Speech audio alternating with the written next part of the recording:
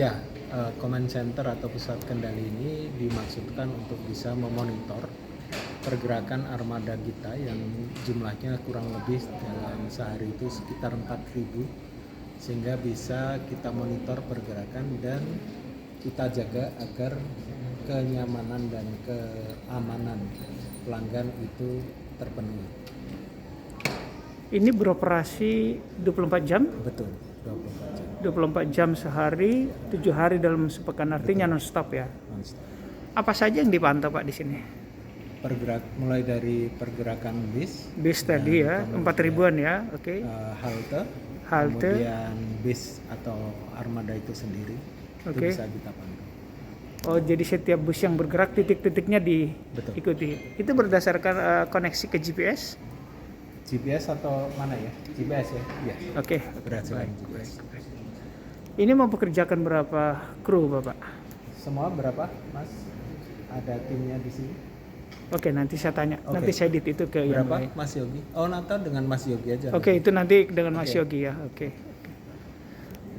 Secara umum command center ini bermanfaat untuk perusahaan untuk memonitor bus atau operasional. Tapi untuk konsumen juga Pak ya? Jelas, karena apabila ada pertanyaan atau keluhan atau ketinggalan barang properti pelanggan, itu bisa segera melaporkan kepada kami, lalu kami lacak. Mudah-mudahan segera bisa ditemukan dan kembali kepada yang bersangkutan. Baik Pak Anang. Terima kasih Pak Anang. Ya. Dan silakan. Soal keselamatan tadi penting. Jadi di sini kan kita ada batas kecepatan maksimal dari armada untuk menjaga keselamatan. Oleh karena itu, apabila ada armada kita yang melebihi kecepatan, itu segera bisa ditegur dan diusahakan segera mengurangi kecepatan agar keselamatan pelanggan itu terpenuhi. Oh, jadi mobil yang bergerak dibatasi kecepatannya. Berapa Pak? 50 km per jam. Artinya kalau lebih dari itu apa risikonya Pak? Rawan tabrakan, rawan kecelakaan? Ya, ini namanya risiko. Jadi mengurangi risiko, terhadap hal-hal yang tidak diinginkan, mulai dari kecelakaan, entah nyenggol, entah disenggol dan sebagainya. Oke. Baik Pak Anang, terima kasih Pak Anang. Ya, sama-sama.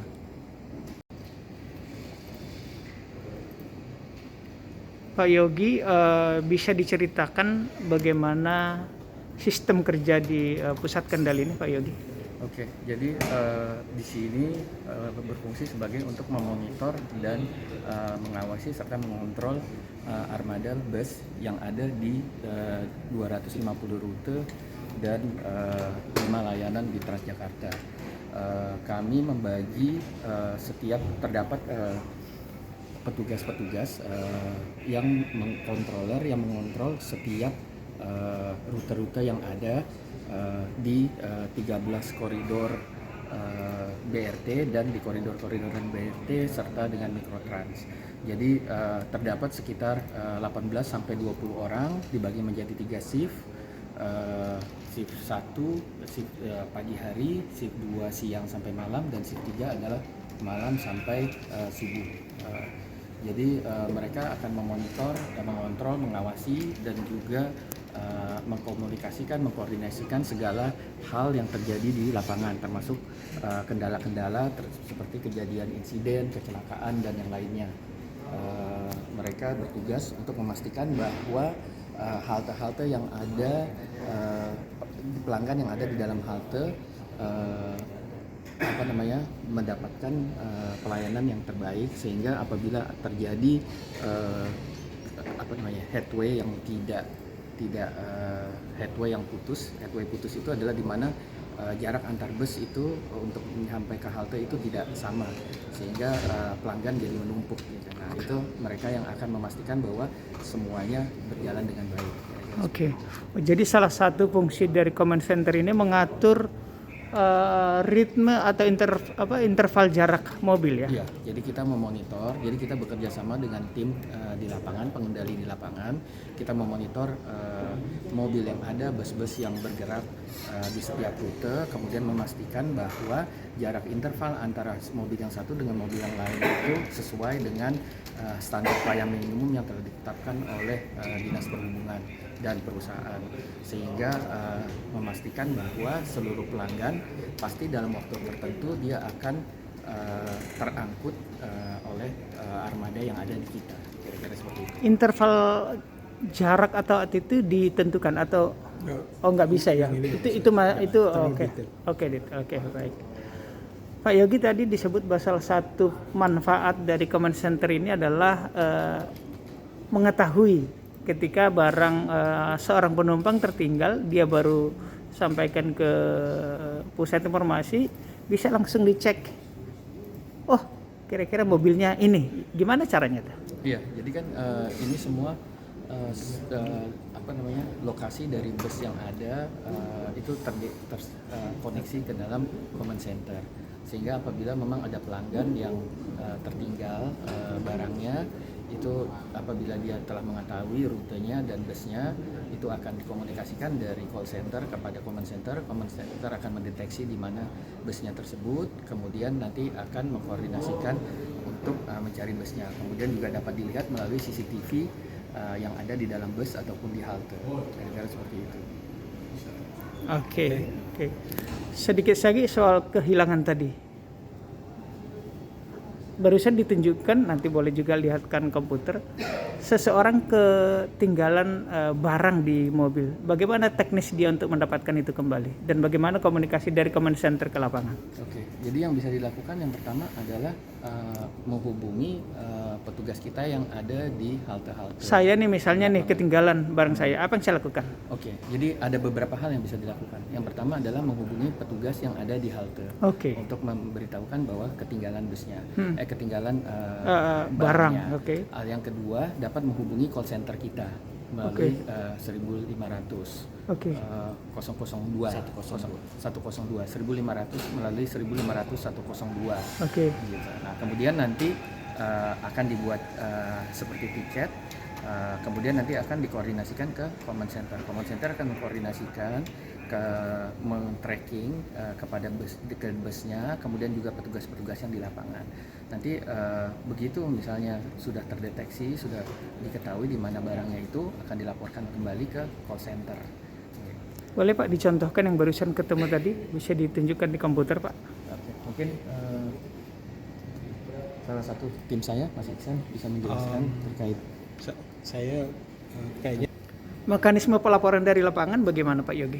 Mekanisme pelaporan dari lapangan bisa dua, melalui IV phone khusus yang kita miliki. Dari lapangan akan menghubungi tim staff di command center, kemudian nanti di command center akan men-tracing terhadap keberadaan barang tersebut. Selain itu juga melalui private komunikasi internal kita, chat, untuk mengetahui dari lapangan akan menghubungi ke command center, dan command center nanti kemudian akan men-tracingnya. Kalau konsumen kayak tadi tuh hilang, segera dapat berapa menit, berapa jam? Itu tergantung ya Pak. Tergantung ya. Kadang-kadang bisa cepat, kadang-kadang bisa juga tergantung nanti kondisi barangnya, kemudian kecepatan pelaporannya. Semakin cepat dia melaporkan, kemudian armadanya juga misalnya masih dalam operasional, itu akan semakin lebih cepat tertangani, seperti itu. Oke. Ini call center ya Pak Anang? Iya, betul. Apa fungsi dan manfaat ini Pak? Juga Fungsinya tugas-tugasnya? Sebagai pelengkap dari command center, meskipun di internal itu departemennya beda, tapi intinya adalah untuk bisa berhubungan langsung dengan pelanggan. Jadi pelanggan bertanya rute, bertanya tentang berapa lama lagi akan datang armadanya, itu bisa langsung melalui platform Twitter. Oke. Begitu juga kalau tadi ada barang yang tertinggal, mereka bisa menghubungi, lalu dari call center akan menghubungi command center untuk melacak barangnya. Itu basic dari fungsi dari call center ini. Jadi menggunakan media sosial ya? Yes. Keren. Karena cepat. Keren.